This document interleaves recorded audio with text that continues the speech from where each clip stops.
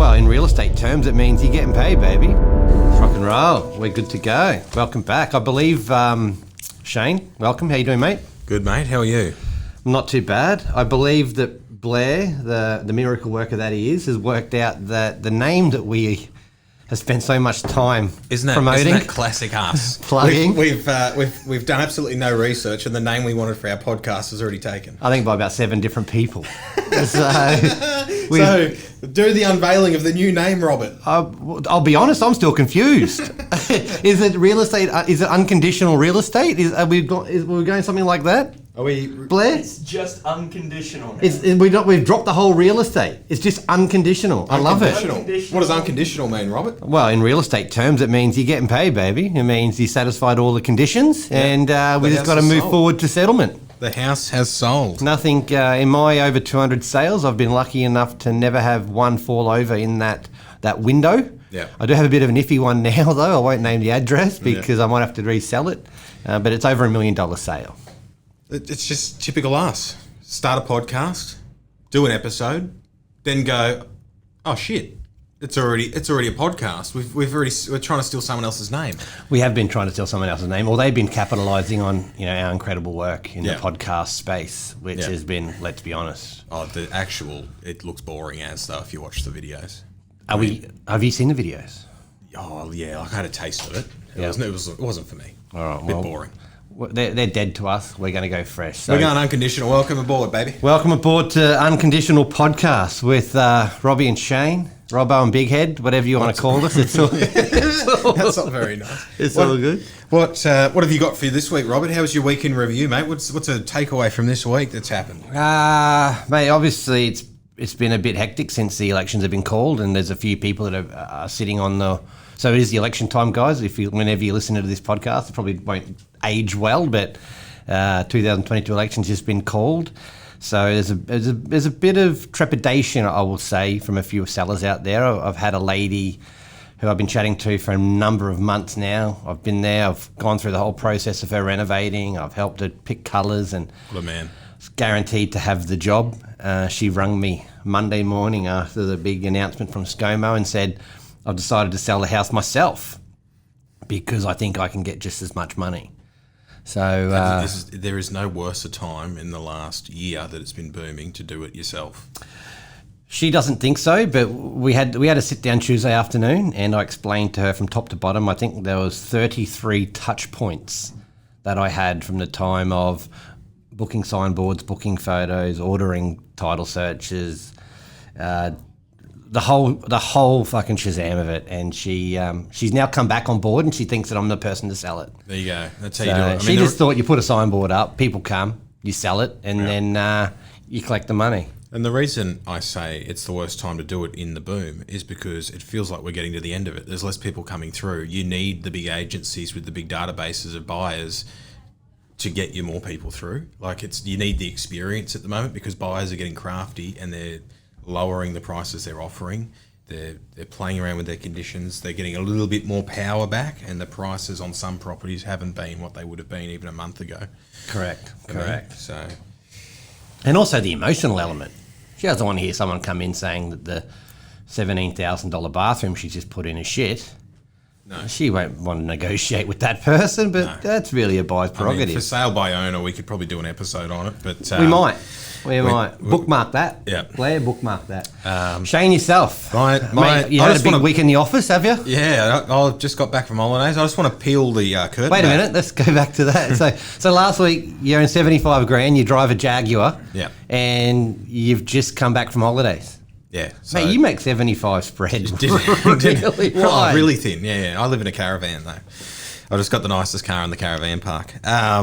So went to Tasmania, got the flu halfway through, completely ballsed it up, ruined it, and then it wasn't COVID. Not that I'd know because I won't go into it. Might get arrested, but flew back.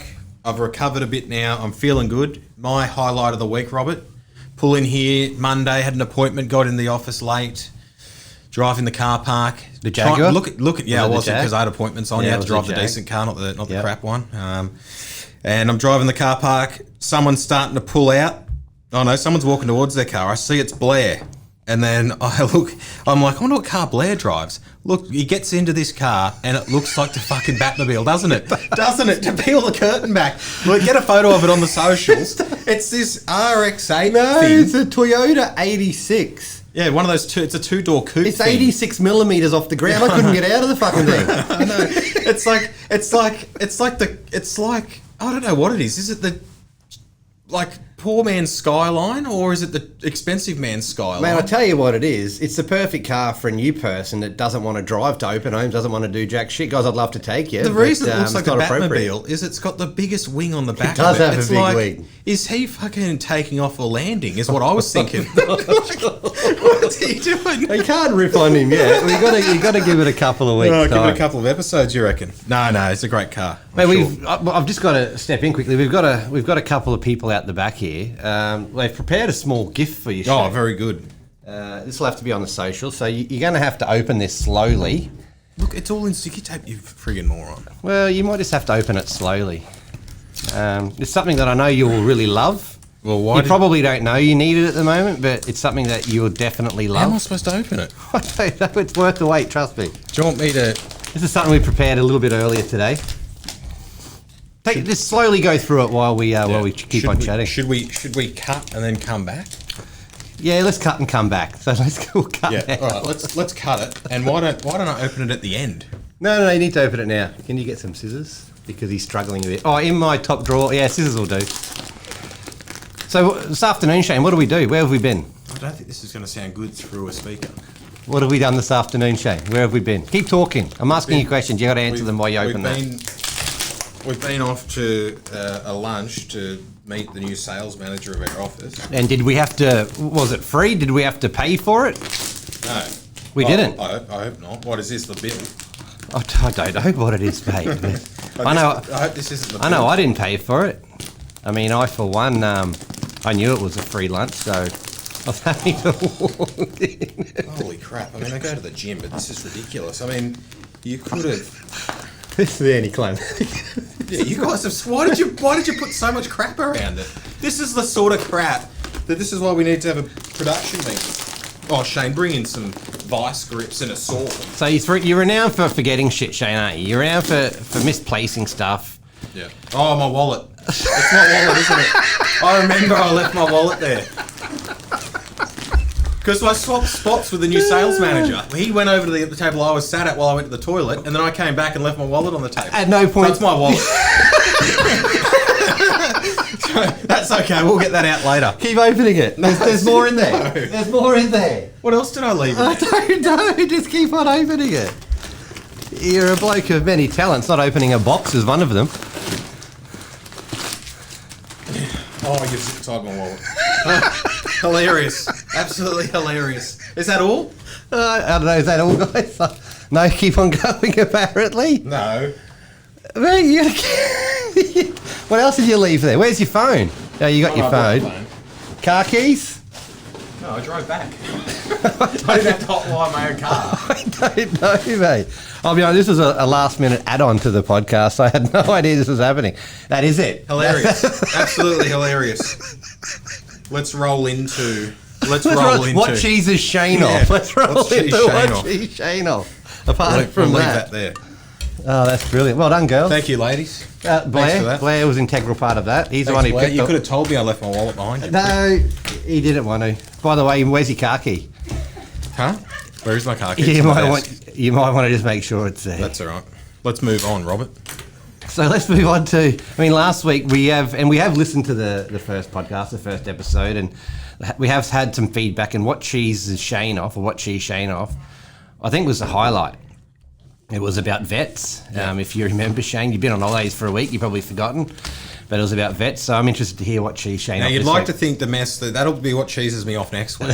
You're roofable. I can see you well. like, He's red. You're gone red. Oh yeah, got a spam call from Answer it. a number Put it- starting with an 01. Go on. Put it on speaker. Hello, Shane speaking. Hello, Shane speaking.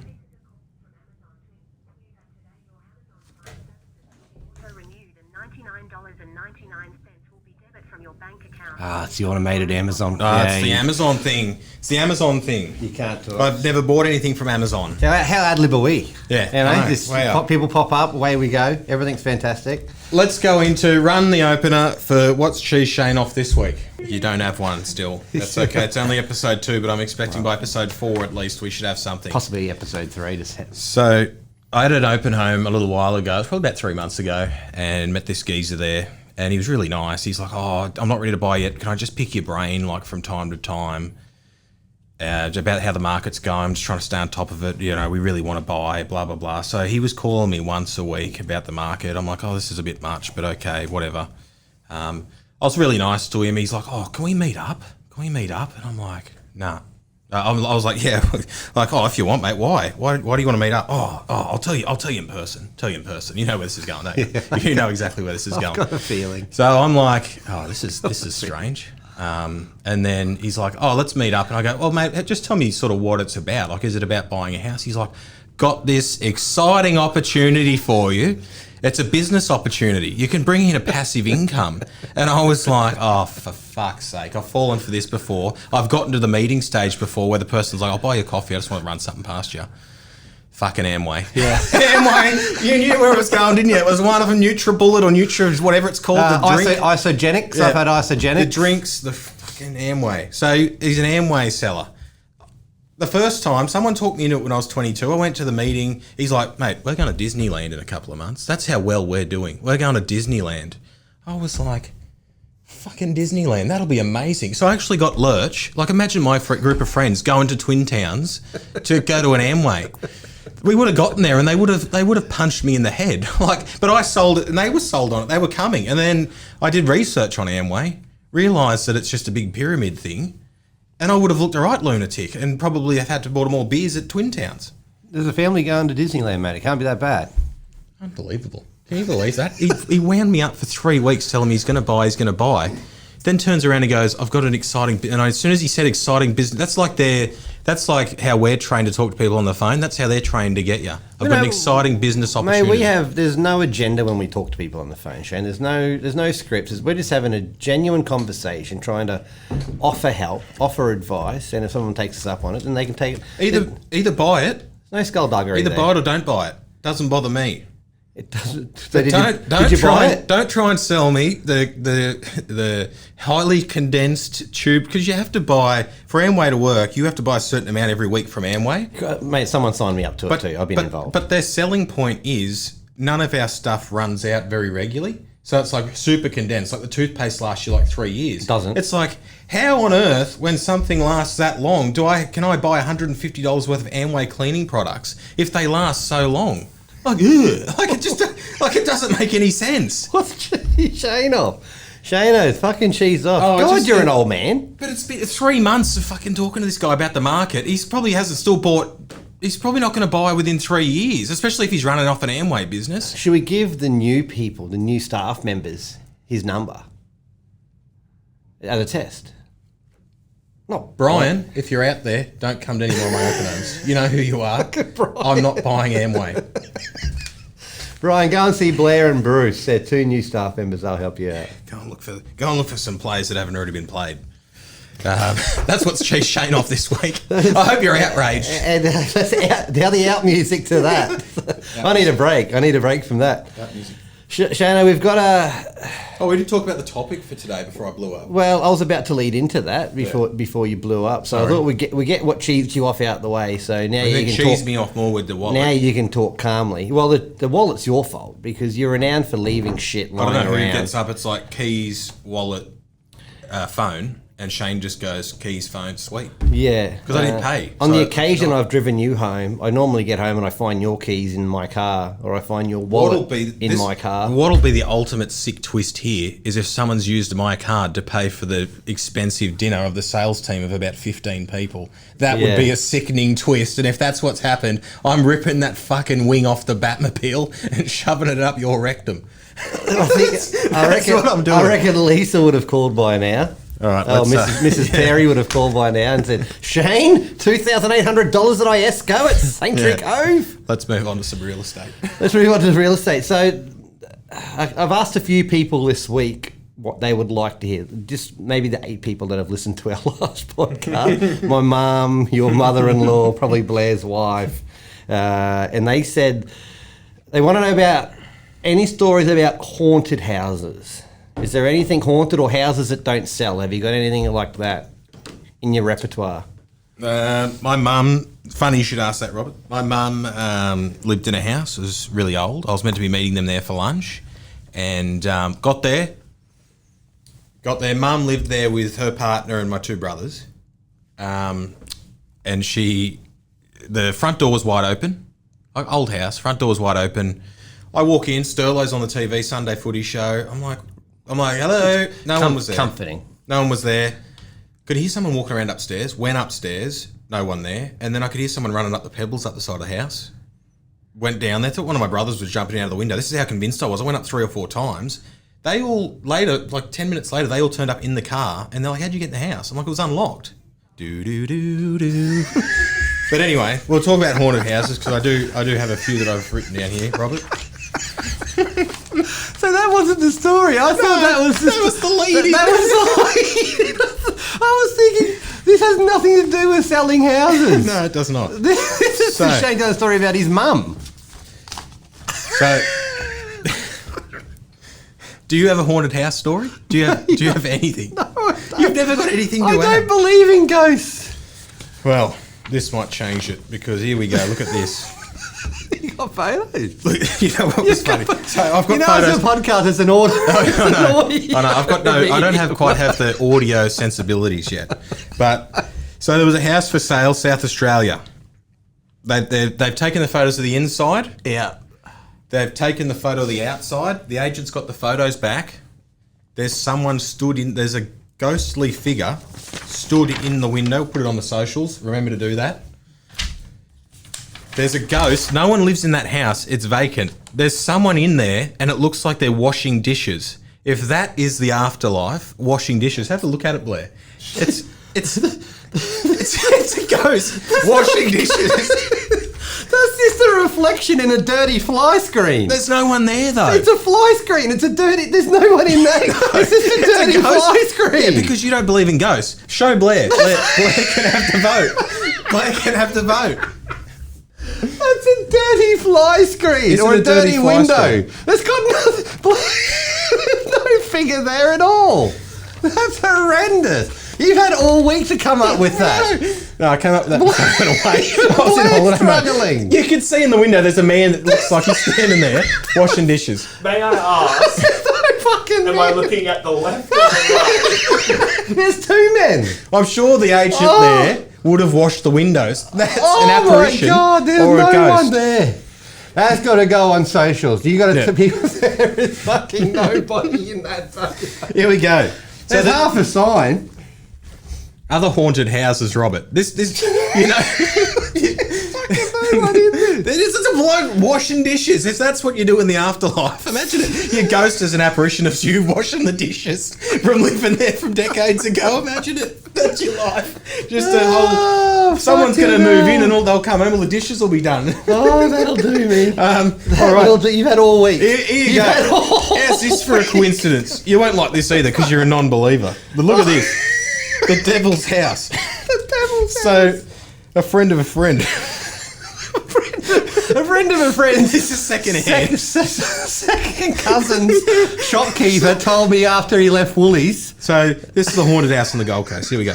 So, a friend of a friend recently went creeping around the haunted house of 999 Springbrook Road. 999 Springbrook Road. What is 999 upside down? 666. The devil's numbers, very right. Legend has it the men who lived there came back from World War II and couldn't cope with the post-trauma of the war. He went pretty mental and one night killed his entire family before turning the gun on himself. Well, that's sad. The house has since been knocked down to rubble, but still is scary as fuck. As F, it says. So, I probably could have got some better source material, to be honest. I'm reading it properly. Is this about a haunted house? Didn't you say the house has been knocked down? It has, but it's... So what? Where are the dead people? Look, I did Where are the ghosts? The ghost, Mowing the lawn? apparently it's still scary. fucking doing the wait on, it's coming. Is he doing the The hedges? house has since been knocked down to rubble. Still scary looking rubble though, they say here. But some say you can still hear the man's son screaming. Some say. That's a curlew. That's a curlew at 3 a.m. Some say you can still hear the man's son screaming, "No, daddy, no." It's okay. It's okay to sleep with the lights on tonight. But what I do actually so.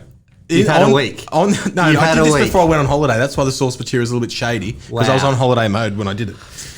But houses that are hard to sell. I sold it. I inherited a listing. We've ruined this. This segment is fucking ruined. We're never coming back to this one. No. Do you reckon this is usable? This is usable. Houses that don't sell. Let's give them something on that. Now, I know you haven't really prepared much for that one. Houses in this market over the last 18 months. Work on the ghost. Fucking hell. In the last 18 months, oh shit, I'm crying. In the last 18 months, 2 years, we haven't had any issues with houses that aren't selling because everything's fucking sold, let's be honest. And everyone's making money. I had a house 6 months ago. Well, maybe not all someone had been smoking meth in it. Yes. And it had a 3 month. It takes 3 months to clean a house out when someone smoked meth in it. They have to replace pretty much everything, and they use this chemical. It goes on 2 or 3 times, and it eats away at obviously the stuff in the walls. And they came and did a pee test. It was full of it. And the bloke's partner moved out, left him, so he took up the meth smoking, and then she actually moved in after he went to jail for something. And she was getting a headache, so that's why she moved out. And then the owner put it on the market, and then building and pest time came, and they found like the meth problem. And so then I inherited that listing off the agent that had it, and the old agent hadn't told the new buyer that he knew it had meth problems, like someone had been smoking meth in it, but didn't disclose it. So I disclosed it to everyone, and I lost 3 good offers on it as soon as I told them. And then one bloke turned around and said, "Yep, I'll take it." So that was a hard one to sell. But then I had a proper. Who's responsible? Who's responsible for the meth test and the meth clean? Is it the buyer or the seller? If the seller got it through insurance. Okay. So the buyer's got a good deal in the end. They had a pretty much a fresh home that was the cleanest home probably on the Gold Coast because it had a chemical clean. Yeah. So a couple of years ago, how much do they cost? Meth clean for 30 or 40 grand. This was a 3-bedroom. 30 or 40,000. Yeah, this was a 3-bedroom, 2-bath, 1 garage. Wow. So they rip all the bathroom, all the kitchen out, and replace it all. Shit. You can't get it out. It's inexpensive. Don't do meth. Or if you're going to do meth, just do it in one bedroom or something. Another one we sold. We sold a Metricon, beautiful home. We sold it for 700,000, and then around the corner we listed another one. The bank had it, and mortgagee. I'm pretty sure the heading was "Buy your own Metricon," because it was a full-on meth. It was the same layout, but it had pipes going all through the roof and like big like shed out the back with all like ventilation all around it. Big operation, and it looked like a meth house from the front as well. If you're going to do it, you got to try and make the house still look like it's a Metricon, but then behind it's a factory. That's fantastic marketing. Yeah, so it was a Metricon, and but they bought it for 420, and we just sold the same house for 700. So would you buy it? Like we just sold one for 7, and then they ended up buying it for 420. Knowing what I know and knowing how thorough the clean is. I would, yes. Like we can put the photos up on the socials, guys. You're going to be busy on the socials, Blair. I feel sorry for you. Yes, mate. I would purchase that home. Yeah, yeah. 100%. Well, you live in it for 6 months. If you start getting headaches, throw it back on. I don't know. But then I think you then have to tell the next person that at some point, if you know about it, because the problem was the reason I had to tell people about the other one, even though we'd done everything and cleaned it well, is if someone moves in and then the next door neighbour goes, "Oh, you bought the meth house." Correct. And I'd probably be up every night waiting for them to call me and worrying. So it's better better be honest. You just better to be up front. Someone will buy it. Meth and death. Yeah, that's right. You have to disclose death as well if you're aware. I was only under the impression that if it was a violent death, but recently I've been told it's if you're aware of any death. But surely every house that's a little bit old has had a death in it. If you're aware. Okay, well, I haven't had to worry about that just yet. So that can be houses that are hard to sell. Meth houses, death houses, and haunted houses. The big 3. Did I just say that made sense, didn't it? Yeah. I think so. So, obviously, haunted houses, meth house, death house. Well, I think I've had it. I can't fucking handle any more after that. I think I think that's probably a good note. We'll wrap it up on there and back next week with maybe... check out socials. Make sure you check this out online. We got to get on the socials and you need to work that out because that just looks like a dirty fucking fly screen to me. Have a look at it. It's some bloke in there. It's no fucking bloke in there. You need to go back on holidays. You've been working too hard. Until next week, Shay. Thank you, Blair. Good luck. You got a lot of work to do. See you later, gentlemen. Bye-bye.